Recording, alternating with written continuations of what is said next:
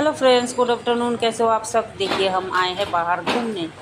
तो ये यह एक पोखर है। पोखर में कुछ हंस का जोड़ा है। देखिए कैसा है, कितने अच्छे तरह से खेले। उसके बाद देखिए जा रहे हैं महादेव के मंदिर। चलिए आप लोग को भी दर्शन करवाते हैं महादेव का। हर हर महादेव। दर्शन कीजिए। देखिए हो गया दर्शन। उसके बाद हम लोग आए हैं फिर से अपनी सीढ़ी करके नीचे। उसके बाद ले लिए है ये हम हिरन के लिए रोटी।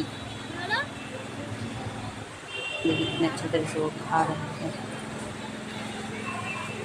सबको दी है अच्छी तरह से।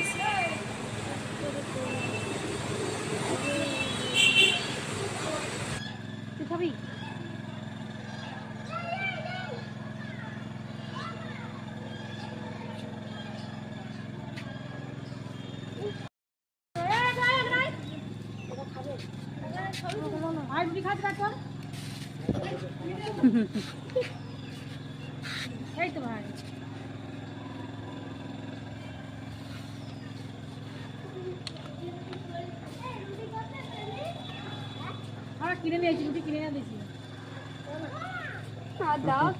দুইটা কারণ কপ কপ করে খাই। ভিডিও করছি।